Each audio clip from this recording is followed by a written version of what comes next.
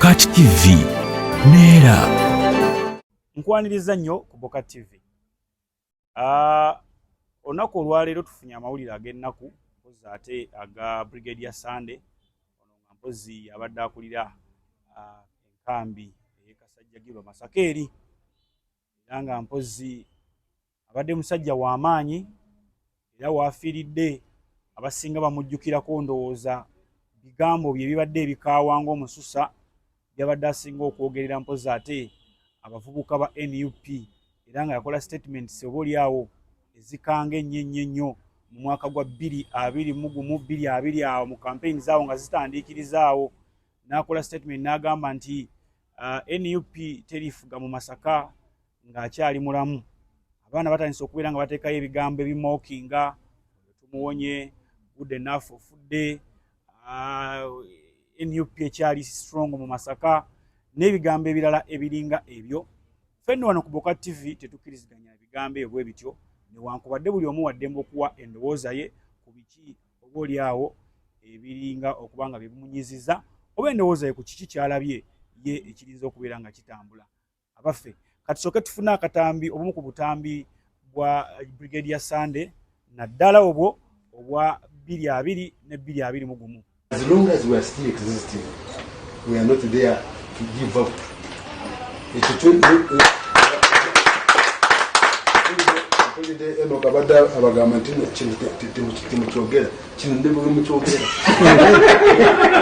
We are not ready to give out to people, I mean, ideologically bankrupt people, tugenda kuba obuyinza okuwayo abannayuganda ate kwonoona kiri kyetukoze netumala agakisuula. We are not ready. Kubategekera, we are planning a handover for you. Do you think we are planning a handover? No, we are not planning a handover. We are planning, actually we are consolidating. Uganda nga bwe yali zibwetu bweri olwaleero. It is up to you to decide to make Uganda become kiri kumwe okusalawo nemukola Uganda ebeerenga Somalia jemba buliki. Olwaleero Somalia eri mu strugglinga erinnya yalisangulawo. Kale baana bali ku ddembe abaliwo ebiseera emujjukira babuuza nti mu nsooko zeemu ki olijjukirwako ki gwe ng'ovudde mu bulamu bw'ensi eno bali kujjukirako ki? Wumula mirembe Brigadier Sunday. Mu mawulire amalala tulina mwalabye ebigambo ebyasooka kantandike n'ebigambo by'omukyala Misa Kabanda bwe yali nga mpozi ayogerako eri abatembeeyi wiiki ewedde. Yagamba nti kulonda kwawedde tudde ku mirimu gyaffe, abatembeeyi mwamuke enguudo. Ekiragiro ekiyise kyakutwala abatembeeyi buli omu aveewo mpolampola waali, era tusaba n'aba enforcement baleme kubeera corrupt nga bajjako abantu bano tebabajjaako ssente. Njagala KCC ekole kyeteekeddwa okukola nga KCCA esobole okulaba nga tekola ki nga abantu bava ku nguudo, kibuga kyaffe kibeere ekibuga ekyeyagaza. Era nga tubawadde kutandika na leero naye ne basaba ennaku weeks 2 ennaku 14 tubawadde okuva leero nga 5 paka nga 19 babeere nga kino ekiragiro kiteereddwa mu nkola. Tugenda kutandika okuba nga tubasindiikiriza tutandika ne mu nnaku z'omwezi nga 2 nga bonna bavudde ku Kiku streets. Tumanye ebifo bitono ebibakoleramu, tugenda kubateerawo Sunday market ate tulabe nga ne evening market tugyogerako ne security. Tulaba kisoboka kuba tekisoboka nekya Sunday market kiri confirmed tugenda kikola era tusuubira abantu batulinde nga tutaddemu ekyo ekintu mu nkola. Jukira during the campaign time abatembeeyi baalekwa kubyadala misita ya Christmas baabaleka ne batundira ku nguudo kubanga bakyabaagalamu akalulu tebannalonda tewali bakubako ne bayiwa emaali mu kibuga kya Kampala sisi zonna nga zijjudde batembeeyi bakola bulungi nga tewaliwo n'omu abakuba ku nsolobotto. Lwaki? Nti baali babeetaagamu akalulu. Era mwalabanga n'ebiseera biri nti amaduuka we gaayingiriramu amazzi awo ku Tamia Hamu emivuyo tegyali mingi nnyo okujjako ab'amaduuka ate ekintu nga tekirimu batembeeyi amaduuka bali corporate mu okusinga abatembeeyi kati olwokuba abatembeeyi baali baagala enkizo okusigala nga bakola tebeenyigira nnyo mu bintu bino nti emaali ekoze etya eyonoonesa amazzi baasigala nga bali ku buliizi. Kaakati nno munnange n'ababoodabooda bwe batyo baali ababoodabooda bangi nnyo babadde bayambala t-shirts za yero ne bateekako ebifaananyi bya President Museveni ne bateekako n'ebya General Muhoozi Kainerugaba ne bavuga n'akatambi ke nalabye nga kuliko n'akatabbiri emabega eno ng'agamba abaana ba boodabooda baaganye protest vote baagiganye basaze bawagire muzeeyi. Okulonda bwe kwawedde omukyala Robinah Nabbanja n'avaayo n'agamba okulonda kwawedde obululu mwabutuwadde mwebale naye mwamuke enguudo z'ekibuga Kampala. We are going to sweep you out of Kampala. Neŋŋamba amangu ago bandisose ne balinda kitwale nti omugole kiringa wakawasa omugole temunagera na mwana emmuunu nosooka n'omulijjamu eri eŋŋumi yennyini ategere ddala nti gwe mwami. Abakulu tebannalayira nakulayira naye bagambye ababoodabooda mugende muve ku nguudo mwamuke ekibuga. Agamba nti ekibuga kigenda kukyusibwa, streets za Kampala zigenda kukyusibwa, enzimba na buli kimu. Ojja kwekanganga ne boodabooda okusinza ku bigambo by'omukyala Robinah Nabbanja nti boodabooda zijja tezikyatuukira ddala na Kampala. Naye jjukira emabega wali eri ku kisanja kya Lord Mayor Erias Lukwago ne ndowooza kuviira ddala ku mwaka gwa Jennifer, myaka gya Jennifer yali Idi, baali baagazeetinga stages ezimu ez'ababoodabooda nga either mubagamba nti kati ndi ku Koto stage awo wenkolera, ndi ku Gindi bweti awo wenkolera, nga baali babasuubiza n'obbawa codes n'ebyambalo okusinziira ku division mwokolera ne stage mwokolera. Ebyambalo tebyakola but stage zaakola nga bakozesa ababoodabooda bennyini. Era nga bwe balaba omuntu abyanziza mu kifo kyatakoleramu bwe bamukwata mbuzi okolera ku stage yawa kaadi yeeruwa oba ntegeera. Ebyo bibadde bigezezzaako okubeera mpozi nga biteekisa mu order.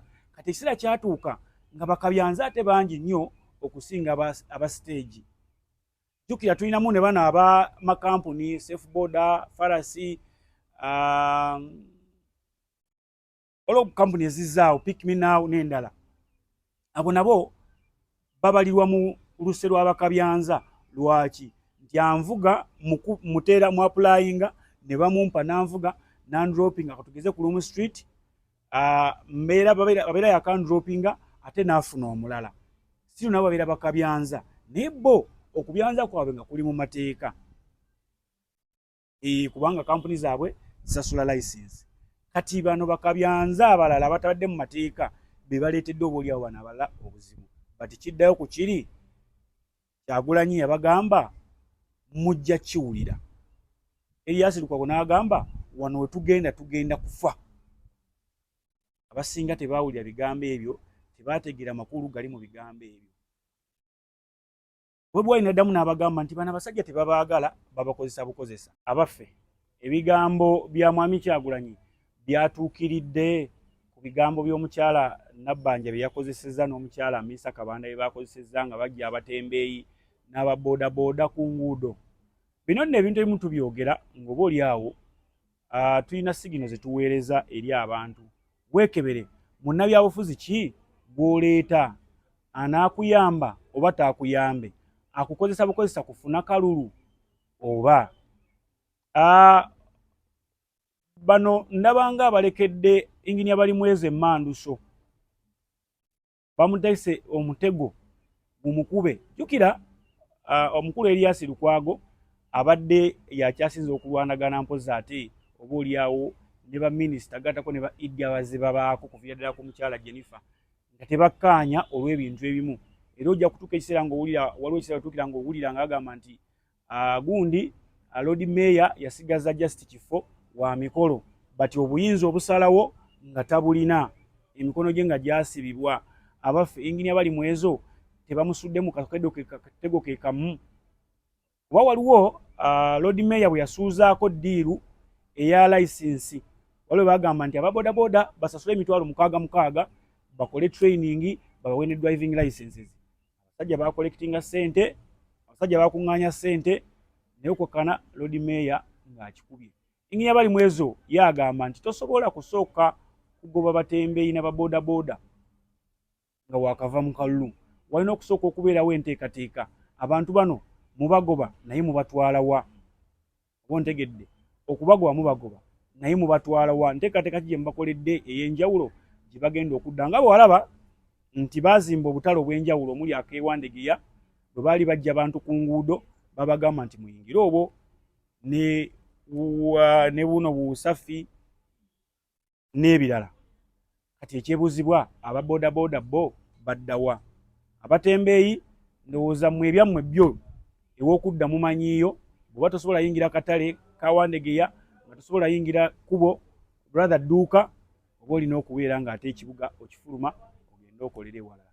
Tawuni ezisinga zikuze like bw'ovuga Namaliiri, Gayaza Road, n'ogenda e Matugga, Wakiseeyo, tawuni ezisinga zibadde zigenda zikula, naye nga kyava ku mukyala Jennifer okubeera nga yagoba abatembeeyi abaliko ebiseera ebyo nga yabagoba nguudo nga tebalina wakudda, ne basawo ne bookipayinga space eyo Kampala n'agaziwa.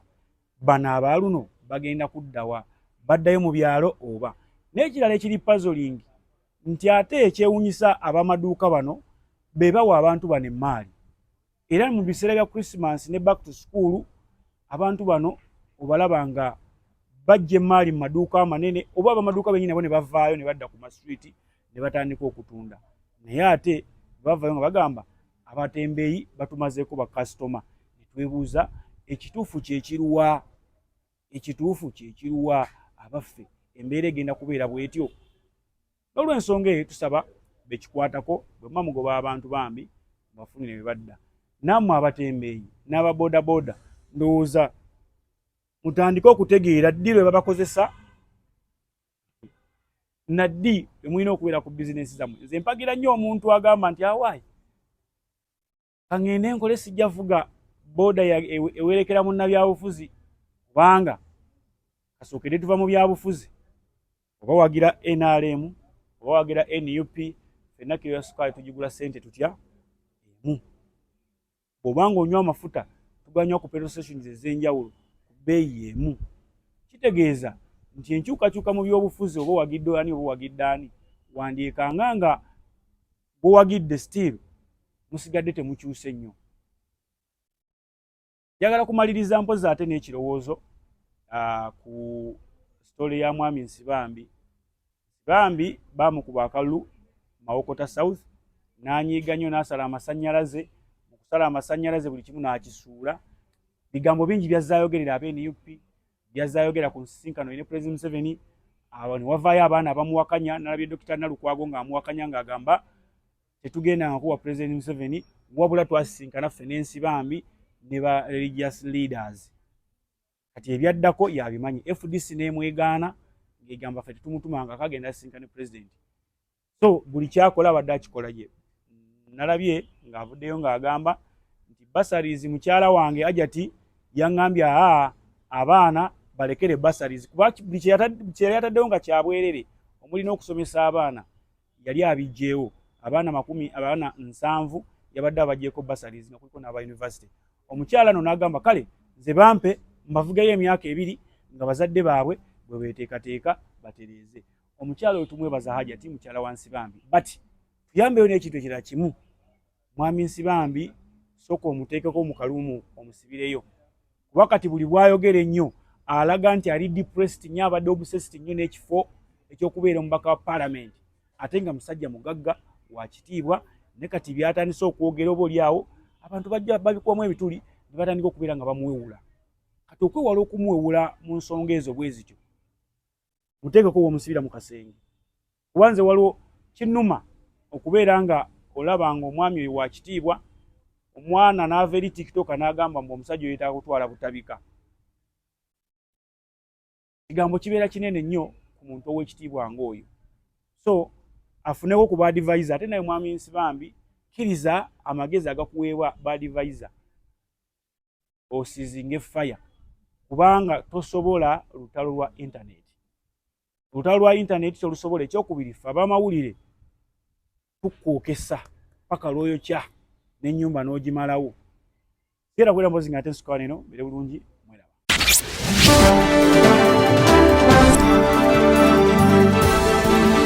Okachi TV neera.